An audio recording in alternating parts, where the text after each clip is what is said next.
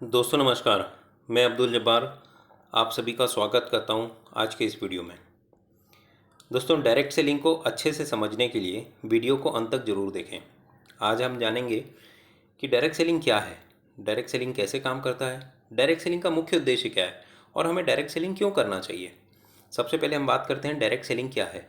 Direct selling marketing का एक ऐसा तरीका है जिसमें प्रोडक्ट या सर्विसेज को डायरेक्ट कस्टमर तक पहुंचाया जाता है, वो भी बिना किसी थर्ड पार्टी के।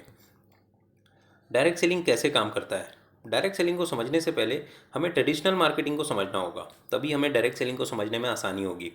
इसके लिए एक उदाहरण लेते हैं, एक पेन का। आप रोरिटो कंपनी का एक पेन खरीदना चाहते हैं, तो आप उस पेन को खरीदने के लिए कहाँ जाएंगे? जाहिर सी बात है, आप रिटेलर के पास जाएंगे जो कि हमारे पड़ोस में मौजूद है। वो रिटेलर उस पेन को कहाँ से लेके आया था? वो होलसेलर से लेता है। वो होलसेलर उस पेन को कहाँ से लेता है? वो डिस्ट्रीब्यूटर से लेता है। और डिस्ट्रीब्यूटर उस पेन को कहाँ से लेता है? वो मैन्युफैक्चरर से लेता है।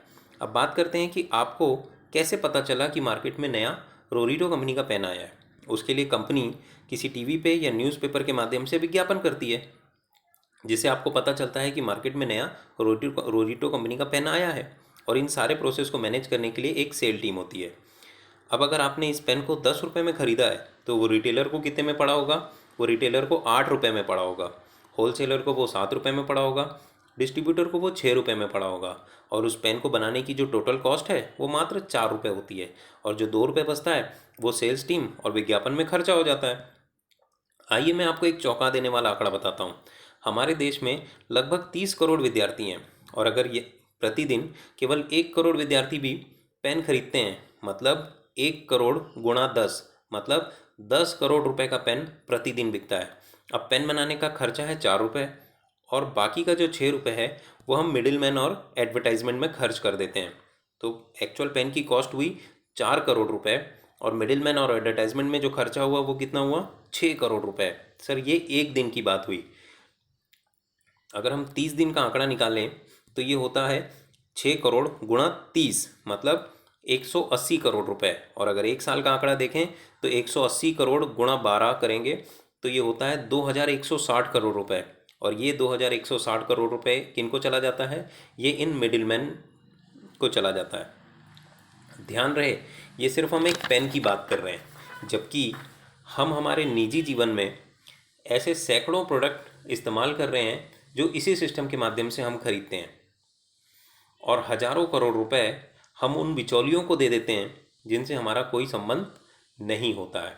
कैसा रहेगा अगर जो पैसा उन मिडिलमैन और एडवर्टाइजमेंट में खर्च हो रहा है वो पैसा हम सीधे कस्टमर्स में बांट दें?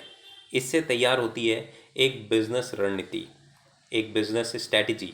उसे ही हम कहते हैं डायरेक्ट सेलिंग बिजनेस। और वो हजारों करोड़ रुपए हम उन डिस्ट्रीब्यूटर्स में बांट दिया जाता है जो हमारे साथ इस बिज़नेस में जुड़ते हैं। डायरेक्ट सेलिंग बिजनेस का मुख्य उद्देश्य क्या है? डायरेक्ट सेलिंग का मुख्य उद्देश्य है प्रोज्यूमर बनाना। उदाहरण के तौर पे आप बाहुबली फिल्म देखते हैं, आपको फिल्म बहुत अच्छी लगती है, तो आप अपने दोस्तों को बताते हैं। क्या इसके बदले में आपको कोई पैसा मिलता है? नहीं मिलता है। लेकिन अगर आपको इसी काम का पैसा मिले तो कैसा रहेगा? यही काम करना होता है डायरेक्ट सेलिंग बिजनेस में, ज़्यादा से ज़्यादा प्रोज्यूमर बनाना। डायरेक्ट सेलिंग हमें क्यों करना चाहिए? तो डायरेक्ट सेलिंग को करने का सबसे पहला फ़ायदा है कम लागत में खुद का व्यवसाय।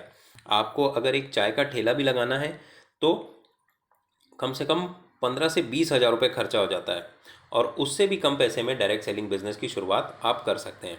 डायरेक्ट सेलिंग का दूसरा फ़ायदा है एक्सपोनेंशियल ग्रोथ। यानी जब हम किसी नौकरी या बिजनेस में होते हैं तो वहाँ वहाँ हमारी ग्रोथ धीरे धीरे होती है, लेकिन डायरेक्ट सेलिंग बिजनेस में हमारी ग्रोथ गुणात्मक रूप से होती है।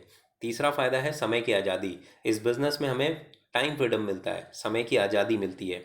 चौथा फ़ायदा है ज़िंदगी बदलने वाला एक education system. Direct selling company जो एजुकेशन प्रोवाइड कराती है वो हमारी ज़िंदगी बदल देती है। पांचवा फ़ायदा है ओपन मार्केट। आप इस बिज़नेस को एक शहर या एक राज्य तक सीमित नहीं रखते, बल्कि आप पूरे देश में या विदेश में कहीं पे भी इस बिज़नेस को कर सकते हैं। छठवां फ़ायदा है इन्फ्लेशन फ्री बिजनेस, मतलब इस बिज़नेस को महंगाई की भी मार नहीं झेलनी पड़ती है।